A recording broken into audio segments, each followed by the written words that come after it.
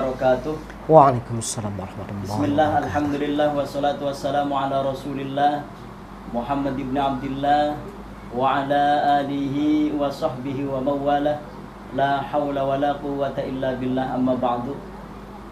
Faqad qala Allah ta'ala fil Qur'anil Karim wa huwa asdaqul qailin, a'udzu billahi minasyaitonir rajim. Bismillahirrahmanirrahim.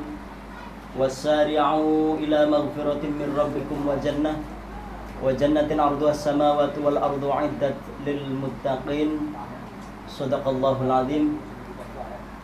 Pemirsa ONP TV dimanapun Anda berada, baik di dalam negeri ataupun di luar negeri, masih pantengin terus di ONP TV channel yang alhamdulillah kami masih bisa berbagi, bercerita dalam membedah bukan mengusik para asatid. Dan alhamdulillah pada kesempatan kali ini telah hadir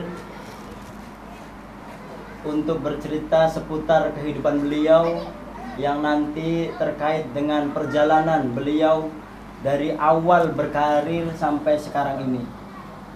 Kita sapa beliau, yakni Al-Ustadz Rosidin. Beliau adalah sahabat saya dan sekaligus guru saya, yang alhamdulillah beliau adalah dai muda yang berbakat, dai muda yang dimana bisa menularkan ilmunya kepada masyarakatnya. Assalamualaikum Pak Ustadz. Waalaikumsalam warahmatullahi wabarakatuh. Gimana kabarnya Pak Ustadz? Alhamdulillah sehat alhamdulillah Pak Ustadz. Disapa dulu Pak Ustadz. Bismillahirrahmanirrahim. Assalamualaikum warahmatullahi wabarakatuh. Waalaikumsalam. Saudara-saudaraku, sahabat dari ONV TV channel, ya. Alhamdulillah kita bisa bertemu pada malam hari ini. Saya ucapkan terima kasih kepada semua kru dan semua sahabatku sekalian yang alhamdulillah pada malam hari ini saya merasa bangga, saya merasa senang karena Anda semua, antum semua bisa bersilaturahim dengan keluarga kami di sini. Terima kasih. Baik pemirsa, dengan tadi salah satu bincang kita sebentar, perkenalan. Beliau adalah dai dari Desa Compreng yang akan memaparkan tentang perjalanan beliau, karena keindahan ataupun hasil daripada jerih payah beliau dari masih muda sampai sekarang ini, beliau bisa dikenal sebagai dai muda berbakat. Ini tentunya bukan semata-mata dengan perjalanan yang segampang itu. Baik, setidaknya Pak Ustadz bisa menceritakan sedikit perjalanan Pak Ustadz menjelang daripada setelah Pak Ustadz sendiri melaksanakan pendidikan di tingkat formal sampai menuju ke pesantren dan perjalanan yang lainnya Pak Ustadz. Bismillahirrahmanirrahim. Assalamualaikum warahmatullahi wabarakatuh. Ulangi lagi.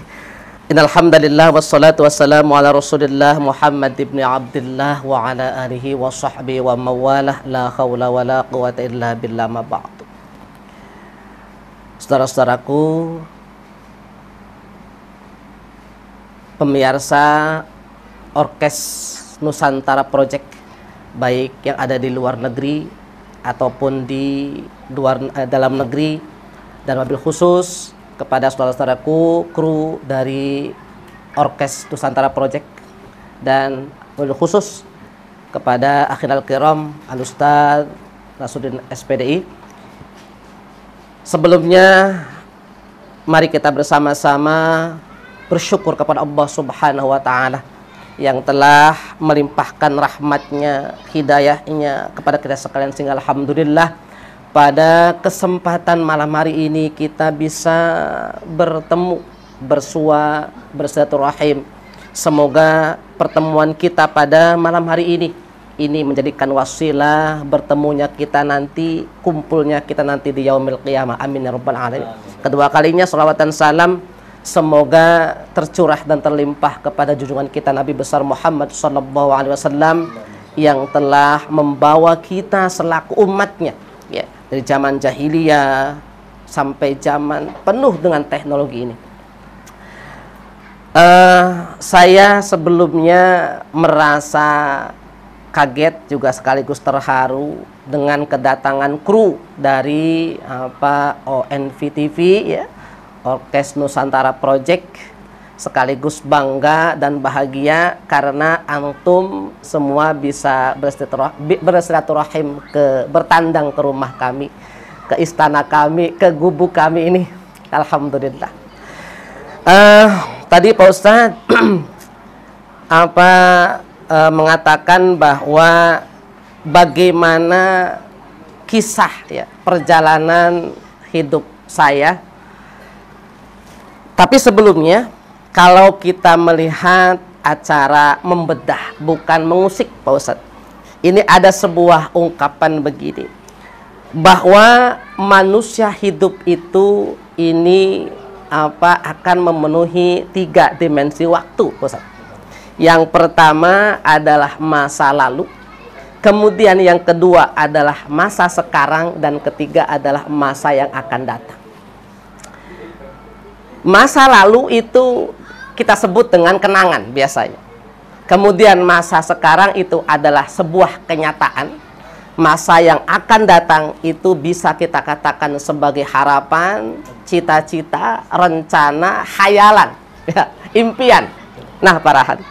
Nah, orang yang pinter, orang yang berpikir, orang yang yang bahagia itu adalah orang yang bisa menatap masa lalu, ya, untuk meniti masa sekarang dan sekaligus merencanakan di masa yang akan datang, ya. Akhirnya kita kembali kepada sebuah konsep yang dinyatakan oleh baginda Nabi, ya, berusaha hari ini, ya, harus lebih baik daripada hari kemarin, dan hari esok itu harus lebih baik daripada hari ini. Nah, kalau kita melihat acara ini membedah bukan mengusik, seolah-olah bedah mengusik, itu artinya kita kembali ke masa lalu saya.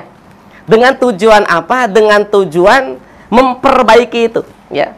Memperbaiki, kita berusaha bahwa hari ini harus lebih baik daripada hari kemarin. Nah, Ustaz dan saudaraku, kru ONVTV dan sahabat dimanapun berada, kalau bicara tentang masalah biografi, ya, saya itu lahir asli di Compreng. Saya kelahiran tanggal 10 Januari menurut akte, entah tahun berapa, karena kita tahu bahwa orang tua dulu nggak seperti kita, begitu lahir ada akte gitu ya. Kalau orang tua dulu nggak ada. Mungkin ini perkiraan saja mereka itu. Kalau saya lihat di rapot saya itu, rapot SD itu adalah tanggal 10 bulan Januari 1978. Jadi saya sudah kepala 4 Ustaz, ya. Sudah tua ya. Jadi kalau kita melihat, Masya Allah, kalau saya sekarang sudah 42 tahun, ya mungkin udah separuh umur saya, ya. Nah, kalau kita melihat masa kecil saya, memang saya dari keluarga, ya, boleh dikatakan keluarga yang tidak mampu lah, ya. Saya lahir dari 4 bersaudara, semuanya 6, tapi yang 2 meninggal. Kakak saya yang pertama laki-laki meninggal, Ustaz. Ya, beliau masih remaja, beliau sudah meninggal. Kemudian kakak saya nomor 2, beliau hidup dan sekarang beliau di Cikampek, di Karawang sana. Kemudian kakak yang ketiga meninggal. Nah, kemudian saya anak yang keempat. Kemudian ada 2 adik saya perempuan. Jadi saya tinggal 4 bersaudara. Ya. Nah, dalam kehidupan saya memang kami dari kehidupan yang, ya, boleh dikatakan ya kurang mampu lah, ya, kurang mampu. Kemudian dari segi agama juga, kalau dulu orang tua saya itu ya tidak begitu dekat dengan agama. Karena orang tua saya itu sekarang mulai dia mau sholat, mau ngaji itu setelah saya keluar dari pesantren, gitu ya. Kalau dulu ya sholat juga nggak pernah, ya, orang tua saya itu. Jadi beliau sholat itu ketika saya sudah keluar dari pesantren. Nah, dan kalau kita langsung ke pendidikan, Pak Ustadz, ya, ke waktu masa kecil saya, memang saya berbeda dengan yang lain, karena di sini itu nggak ada yang seangkatan saya, laki-laki itu. Jadi saya itu sukanya itu dengan bermain dengan perempuan, ya, suka masak-masak gitu ya, dagang-dagang, ya Ustaz. Ya, makanya saya itu di rumah nggak punya mainan seperti anak sekarang, mainan mobil dan sebagainya, nggak ada. Jadi saya itu senangnya itu main dengan anak perempuan. Makanya ada sebagian orang itu kok Rosidin dia kayak banci gitu ya, karena mainnya itu dengan perempuan. Dan kemudian karena sudah terbiasa dari kecil itu dengan perempuan, Pak Ustadz, karena adik saya masih kecil, waktu saya belum sekolah juga ya gitu, saya itu kadang-kadang disuruh masak oleh ibu saya. Adik saya masih kecil-kecil itu, sekarang ya udah disuruh masak, disuruh belanja, bisa masak ya, tapi hanya sekedar masak, paling masak nasi dan sebagainya. Kalau masak sayuran ibu yang masak. Jadi dari kecil itu saya itu ya jarang bergaul di rumah, karena mungkin tidak ada teman yang seangkatan saya waktu itu di blok sini, nggak ada waktu itu, ada juga jauh. Makanya kalau waktu adik saya belum lahir, waktu saya kecil umur 3 tahun 4 tahun itu kadang-kadang bapak ke kebun, saya dibawa ke kebun gitu ya.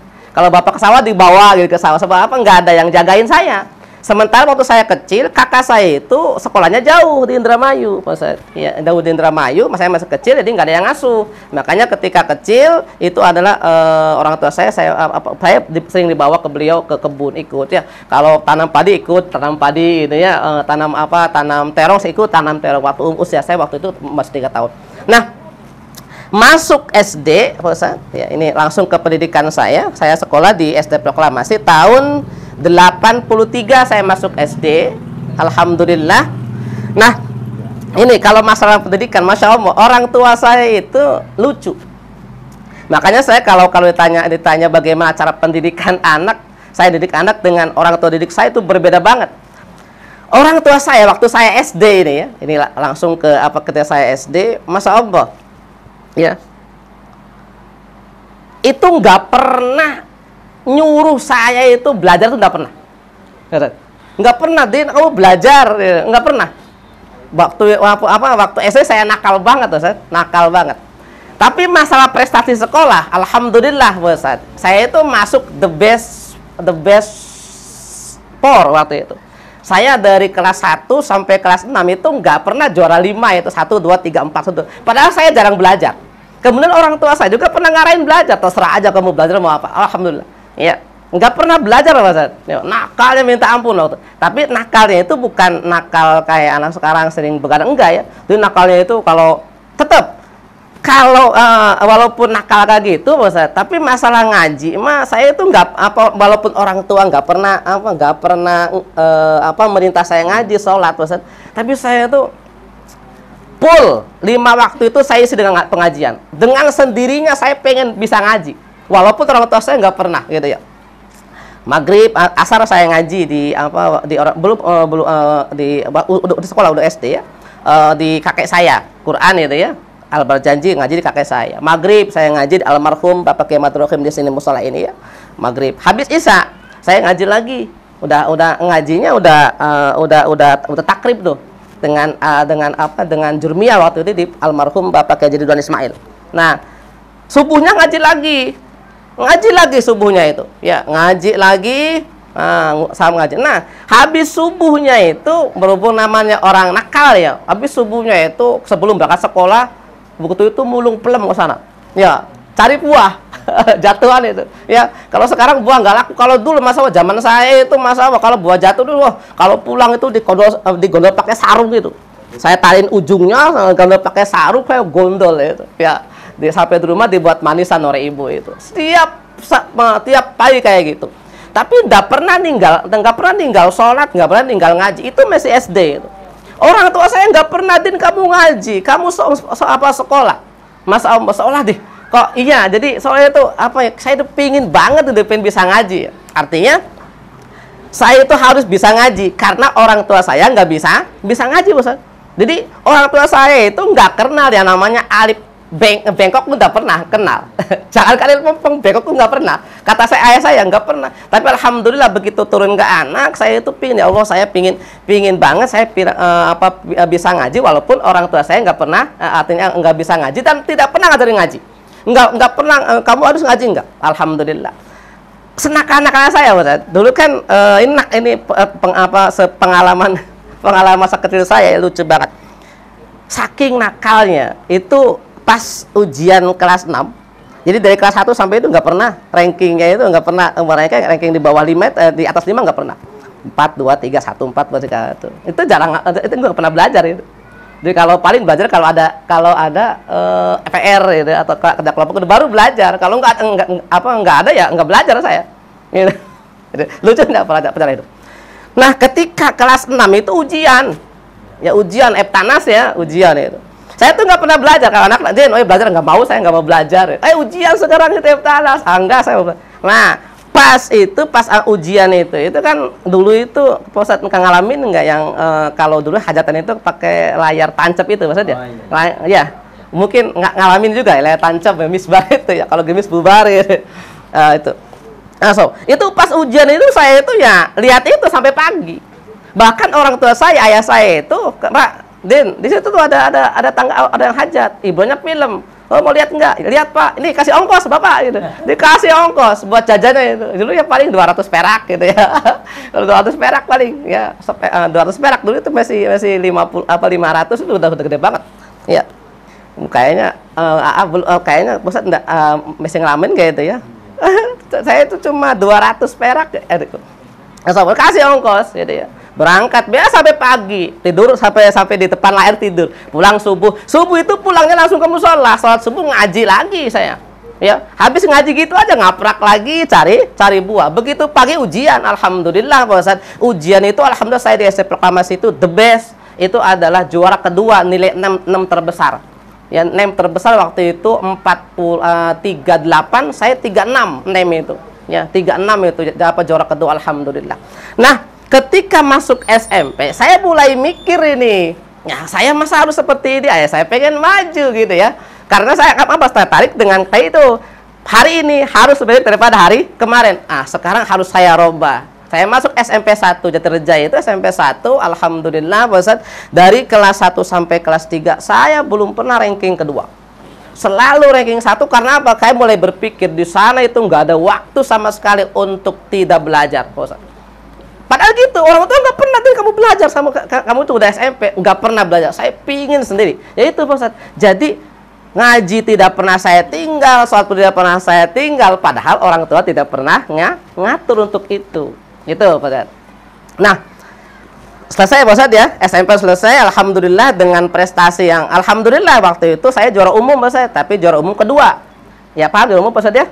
Dari kelas 1 ada A, B, C, D sampai E waktu itu. Dari sekarang itu ada berapa orang yang juara 1, saya yang terbesar waktu itu, terbesar yang kedua. Keluar masuk Eptanas kelas 3, alhamdulillah saya peraih nem terbesar waktu itu. Terbesarnya itu adalah 41, saya 40 waktu itu nemnya itu. Nem SMP itu tahun 93. Karena saya keluar SD tahun 89, saya masuk SMP tahun 89-90, keluar SMP tahun 93 dengan nem terbesar kedua 40, sekian waktu itu saya. Nah, ini mungkin ketika mau SMP, udah keluar SMP, Ustaz, saya itu ditanya oleh guru, kamu mau kemana? Saya mah mau pesantren aja. Memang kamu mau jadi kiai? Saya nggak bermimpi jadi kiai, karena saya mah pengen ngaji. Masya Allah, entah sama atau tidak perlakuan orang-orang yang nerusin sekolah dengan pesantren sama nggak dengan sekarang. Dulu saya itu padahal saya prestasi nem terbesar, tapi pembagian ijazah dan nem itu paling akhir banget ya. Sementara mereka ada yang ke SMA 1 Subang dan sebagainya diurusin bener-bener oleh pihak sekolah. Sementara saya ditanya mau pesantren, saya ngambil ijazah paling terakhir. Padahal saya itu waktu itu nem terbesar kedua waktu itu di SMP Compreng itu. Tapi kenapa ketika pemberian ijazah itu saya paling terakhir? Masya Allah. Ya sampai jam berapa anak-anak jam 8 udah pulang, saya jam 11 baru nunggu dia diberikan oleh pihak sekolah. Masya Allah. Mungkin ini perlakuan anak-anak yang ketika itu mau meneruskan ke lembaga pendidikan Islam, pesantren itu. Nah, begitu Pak Ustaz. Nah, tahun 93 Pak Ustaz, setelah saya tamat SMP dengan prestasi ya mungkin ya baguslah ya Pak Ustaz ya. Meraih nem terbesar kedua waktu itu. Saya itu kalau saya lihat ekonomi orang tua, padahal saya itu waktu itu saya itu pengen kali-kali lah saya itu pengen nerusin ke formal gitu ya. Saya pengen sarjana ekonomi waktu itu, pengen SE ekonomi gitu, sebab ekonomi. Artinya saya mau sekolah, kata kiai saya yang punya yayasan sekarang, alhamdulillah yang punya yayasan, beliau meninggal, Allahumma gfir lahu. Beliau meninggal, udah kamu jangan ke formal, udah pesantren aja. Kamu pesantren mana? Waktu itu saya itu pinginnya itu pilihan saya dua, Lirboyo dengan Kaliwungu waktu itu, pesantren ke Kaliwungu itu. Tapi kata orang tua, kalau jauh-jauh Bapak ndak sanggup ya. Karena adik kamu sekarang sudah ke SD, ya kamu sekarang masih di Indramayu. Ya adik kamu mau keluar mau keluar MTS SMP, MTS Yapim itu. Jadi kalau kamu mondok kamu jauh-jauh, Bapak nggak kuat biayain kalian. Ya, jadi ya udahlah, Mak.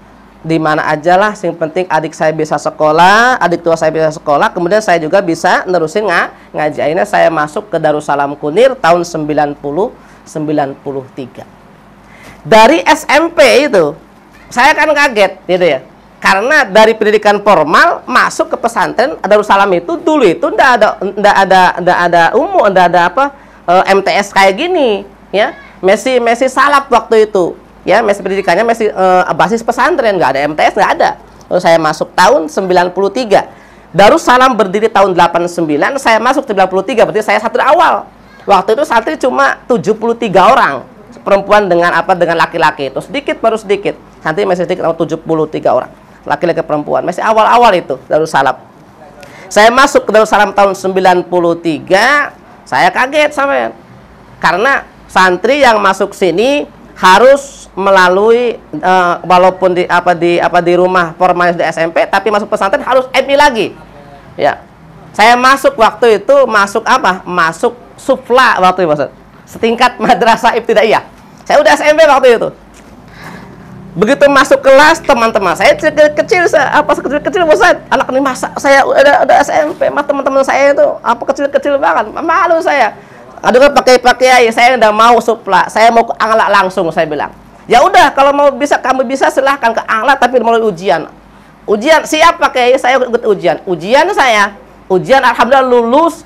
Supla saya geser, kemudian Usto juga saya nggak masuk, langsung tingkat A'la waktu itu. Ya, tingkat Nahwu Wadih itu. A'la saya masuk A'la, alhamdulillah. Begitu ujian, bos, alhamdulillah, ulangan, alhamdulillah. Ya hasilnya ya tidak mengecewakan lah ya Ustaz. Alhamdulillah, waktu baru berapa bulan saya langsung ke A'la. Teman saya heran, hebat kamu Din ya. Saya itu A'la itu 3 tahun loh, kamu baru berapa bulan udah ke A'la. Ya saya malu, masa kalau kumpul kayak anak-anak kayak gitu. Langsung ke A'la waktu itu ke tingkat 3 MI waktu itu ya, tingkat madrasah. Kemudian langsung masuk kelas Sanawi waktu itu. Memang Pak Ustadz ini sudah memiliki background pesantren dari awalnya, Pak Ustadz. Iya. Mungkin nanti cerita kelanjutannya akan kembali lagi setelah pariwara berikut ini, Pak Ustadz. Ya. Masih di channel ONP TV channel. Kita akan kembali setelah pariwara berikut ini.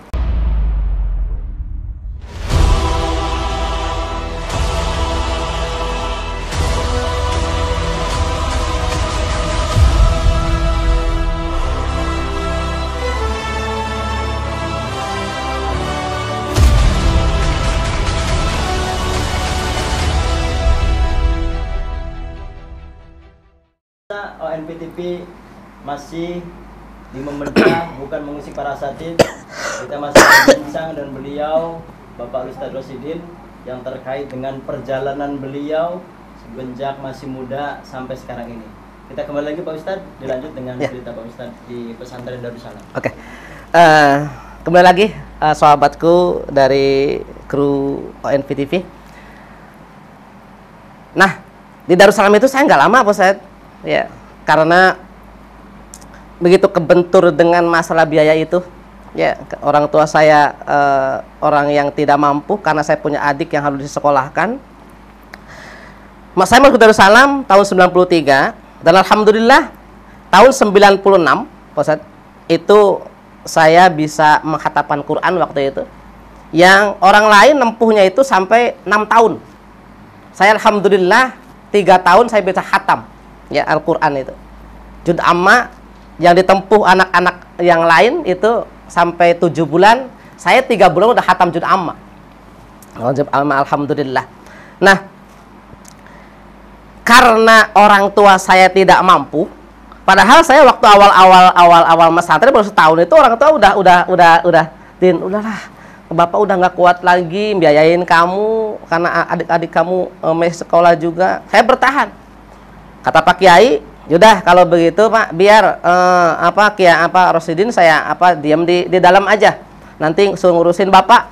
Saya tinggal ngurusin Bapak Janub. Bapak dari Pak Kiai Sepumbai itu. Saya tinggal di sana selama 3 tahun itu. Makan dari sana, beliau saya cuciin baju beliau dan saya kata saya nggak tahu bahwa Umi sekarang sudah haul 3 tahun. Beliau meninggal saya sudah tahu. Saya tinggal di sana, masya Allah. Ini suka dukanya saya di pesantren Pak Ustadz. Masya Allah, saya itu di pesantren itu ya itu tidak ada waktu sama sekali untuk belajar. Karena apa? Saya itu selain di dalam Pak Kiai Janub, ya, Bapak Kiai Sepumbai itu, saya juga harus ngurusin sawah Pak Kiai Sepumbai, ya. Kadang-kadang ini yang membuat saya sedih. Dulu itu ada santri itu ada hafalan Kelani itu yang dikarang oleh almarhum Bapak Umar Soleh Kempek itu. Ada bukunya tebal, kitabnya itu suruh dihafal. Itu satu kelompok itu 5 orang harus hafal. Ketika saya menghafalkan itu, masya Allah. Kalau anak yang lain itu menghafal itu dari Isya sampai kadang-kadang sampai malam ngapalin itu. Saya itu Isya saya tidur jam 12 malam saya itu bangun Pak Kiai. Din bangun jam 12 tuh, jam 12. Ada apa Pak Kiai? Kamu ke sawah sekarang nungguin tambakan. Masya Allah, bayangin. Jam 12 malam, sementara masih ada kewajiban menghafal setoran subuh itu, masih setoran. Nah, kalau udah hafal, saya belum, nanti aja saya bangunnya jam 1 gitu, sambil sholat malam, saya ngapalin. Begitu jam 12 bangunin Pak Kiai, kamu harus tunggu tambakan. Saya di pesantren di Kunit, sawahnya ke Tanjung Baru. Ustaz, kok jauh, jalan kaki itu, nungguin tambakan. Saya sam'an wa ta'atan, nggak pernah nolak, saya siap Pak Kiai, saya tungguin tambakan sampai subuh. Nungguin tambakan supaya jangan dibengkak orang. Nungguin tambakan. Itu kitab saya bawa ke saya sampai bawa center sampai saya ngapalin kitab itu sampai nungguin tambakan. Teman saya ditemenin saya orang Mekarsari itu. Saya ngapal itu sambil bawa center sambil ngapalin. Alhamdulillah. Begitu subuh, wah Rosidin nggak hafal nih, kan itu kan kali bersaing ya. Kalau nggak hafal nih tinggal guyur aja. Nih sebab kelompok nggak pindah karena Rosidin nggak hafal. Tapi ternyata masya Allah, kamu kok hafal? Kapan ngapalinya? Padahal kamu itu tidur dari sore, tapi kenapa kamu hafal ya? Alhamdulillah saya bilang hafal. Itu loh. Ya, alhamdulillah sampai hatam itu. Karena hafal alhamdulillah. Nah, tahun 90 itulah suka dukanya saya. Jadi saya itu di pesantren memang jarang belajar karena banyak kegiatan yang sering tinggal. Makanya kitab-kitab saya banyak yang belum ya, karena sering saya tinggalin. Ya, Pak Kiai juga kadang-kadang Pak Kiai juga maklumi itu dan tidak pernah meraih saya. Yang penting kamu ketika hafalan kamu ngaji, jamaah jangan tinggal, ngaji Quran kamu ikuti, pengajian yang lain juga ikuti ya. Nah, tahun 93 saya bukan nggak kuat itu karena Pak Kiai menahan saya, sementara orang tua juga nggak kuat untuk biaya saya. Akhirnya saya keluar tahun 93. Saya masih ingat tanggal 17 Agustus 1996. Saya itu keluar dari Darussalam. Itu pun nggak izin ke Pak Kiai, kabur saya. Nauzubillah Pak Kiai. Kabur karena kalau izin Pak Kiai saya pasti nggak boleh. Gitu. Saya kabur ya, tahun 93. Masya Allah, saya 93, Ustaz.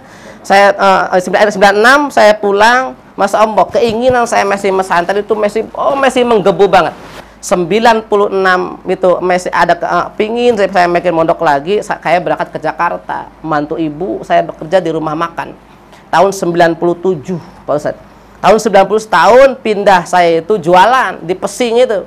Pesing sampai tahun 98. Saya Soeharto saya ke Prabon itu 98. Itu saya waktu masih di Jakarta. Nah, tahun 99 Pak Ustadz, saya itu dipertemukan oleh istri yang sekali saya khitbah ide saya.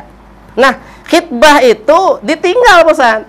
Istri saya ke Kempek, ke Khas sekarang. Saya ke Jepara. 99 itu. Ya, karena ada keinginan saya ingin ngaji lagi gitu ya. Padahal walaupun di Darussalam itu pulang ke belum masuk, waktu itu saya masih mengikuti pasaran di Kiai Usman itu Karosmi Ustaz. Jadi kalau puasa saya berangkat Isya tarawih di sana, nih pulang waktu sahur pulang tiap hari kayak gitu pakai sepeda gitu ya. Saya pengennya saya bisa ngaji gitu loh. Segala apapun saya akan lakukan seperti saya ngaji. Orang tua nggak pernah ngelarang, nggak Pak, silakan kalau mau kamu bisa. Nah, saya berangkat ke Jepara Ustaz. Tahun 99 istri saya udah khitbah, istri saya ke Kempek, saya berangkat ke Jepara dengan ongkos 80.000 selama 6 bulan, nggak pernah dikirim. Ya silahkan kalau mau mondok silahkan, bapak nggak sanggup lagi, kalau mau cari sendiri silahkan cari sendiri akhirnya. Di sana itu kuli apa? Kuli ngamplas. Karena di sana Jepara itu kan ukiran. Saya itu amplas itu makanya itu dari sana. Kuli itu Masya Allah. Sampai 6 bulan nggak pernah dikirim, Pak Ustadz. Ya Allah, saya mau pulang waktu itu Ramadan saya mau pulang nggak bisa pulang karena ya Allah saya itu mau pulang ini gimana, saya nggak punya ongkos, Masya Allah. Akhirnya ini ceritanya Pak Ustadz, Masya Allah, ini dahsyatnya yang namanya suratul Waqiah. Saya baca ketika Kiai, barang siapa yang membaca Waqiah selama 40 kali tidak pindah tempatnya, maka segala hajatnya akan dipenuhi. Masa salah saya akan Pak Ustadz. Saya pengen pulang ya Allah. Saya pengen ada orang yang terindu ke sini untuk ongkos pulang ke Subang. Padahal saya nggak punya, saya pengen pulang ya Allah. Akhirnya saya baca Waqiah dari jam 7 sampai selesai jam 12 habis tur. Masya Allah, dahsyatnya Waqiah saya buktikan benar-benar. Malamnya itu saya punya teman orang Sukaresmi, cuma mondoknya di Kaliwungu itu. Ya, di Kaliwungu Ustaz. Ada Masjid Agung di sana itu di sana. Di Kaliwungu. Ya, dia habis pulang dari Subang, langsung dari Kaliwungu langsung ke saya silaturahim. Ya Allah, itu nganterin apa? Nganterin uang dari rumah. Ya Allah, nganterin uang dari rumah. Uang ini uang apa? Katanya kamu mau pulang. Kamu pulang ini titipan dari orang tua kamu karena kamu mau pulang ke Subang. Masya Allah, ini loh benar-benar dahsyatnya apa yang bagian Nabi. Masya Allah, inilah dahsyatnya Waqiah. Ketika itu saya pulang bersama itu, saya dikirimin ongkos pulang sampai ke Subang. Alhamdulillah. Masya Allah. Nah, jadi kalau kita perhatikan saya, Masya Allah, saya itu ya pendidikan agama pesantren cuma di Kunir 93, 96, 3 tahun, bahasa di Jepara cuma 6 bulan. Cuma sekecil itu 4 tahun Pak Ustadz. Saya juga nggak bermimpi saya itu pengen jadi sekarang, itu udah pernah. Ya, sampai ada orang menyebutkan saya Ustadz itu, Masya Allah, jauh banget Pak Ustadz ya. Kalau yang nama Ustadz itu minimal, kata pakai saya Pak Saib itu, alamun maneh yang jadi kiai minimal kudu kaos bapak ya. Genep belas tahun bapak mondok nggak ada jadi kiai.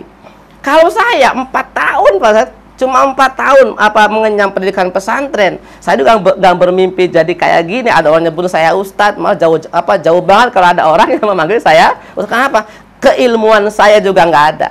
Cuma saya berprinsip apa yang saya dapat dari pondok cuma Quran. Saya bisa menghatapkan dari Darussalam itu cuma Quran. Saya amalkan sekarang Quran. Karena itu memang kemampuan saya.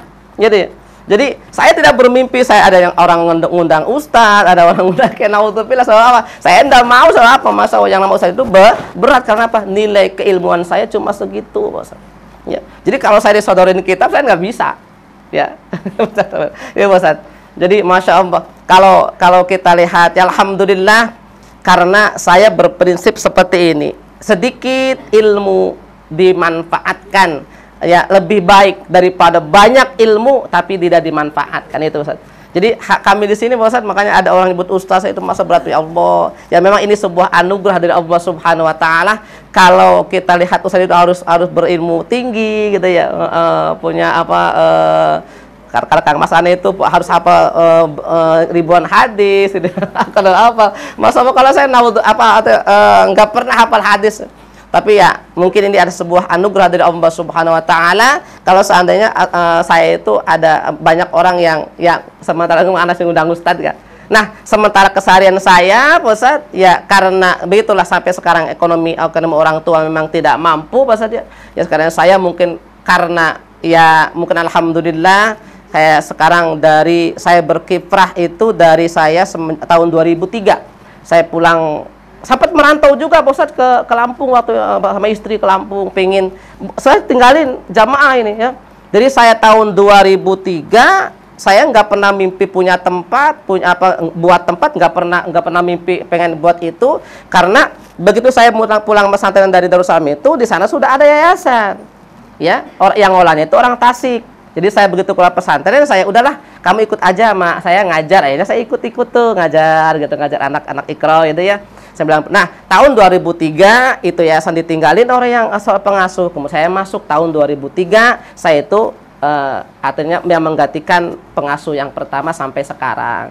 Nah, sempat tahun 2003 itu goyang Pak Ustadz, sebab apa? Saya harus bisa menafkahi istri anak saya nih. Tahun 2003, 2006 saya itu ke Lampung, sekali ke Lampung. Sampai anak saya yang gede sekali itu saya bawa ke sana TK.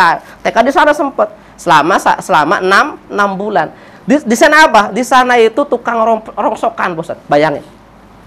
Rongsokan, mulungin aqua itu kayak orang-orang itu.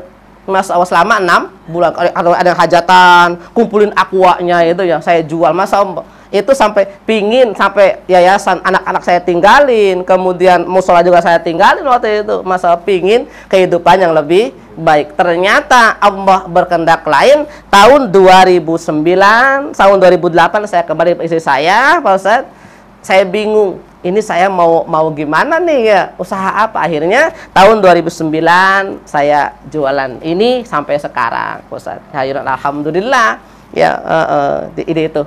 Jadi mudah-mudahan yang terpenting daripada itu, Masya Allah, ternyata Ustaz, yang namanya sebuah kesuksesan itu tidak pernah sepi dari yang namanya perjuangan dan rintangan. Itu sekilas tentang perjalanan hidup saya, Ustaz. Ini yang membuat saya menangis, Pak Ustadz, itu Masya Allah, ketika saya di Darussalam itu, orang tua saya kan suka ngebot ya. Kalau dulu mah nggak ada gerabakan, adanya ngebot. Orang tua saya itu suka ngebot di sini, di daerah Kiarasari itu, ada di sana itu sebelah. Itu kan desa yang ada desa, namanya Desa Sukawera ya. Itu sampai ngebot ke sana. Itu sebelum beliau ngebot, sampai beliau itu nggak bawa gebotan itu sampai ke pesantren, nganterin beras sampai duit.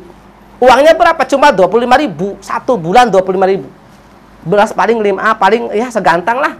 Itu untuk sebulan 25.000 waktu itu. Masya Allah, itu gede banget waktu dulu. Itu ketika orang tua bestel selanjutnya itu nggak pernah habis, masih ada gitu ya. Saya sama Masya Allah. Itu yang membuat saya menangis, ya Allah. Justru saya nggak merasa malu, dulu saya merasa bangga dengan orang tua begitu pakai pakaian lusuh, bawa gebotan dan peralatan gebot itu masuk ke pesantren. Masya Allah Bapak, itu Masya Allah, ya, saya menangis bahkan sampai sekarang Ustaz.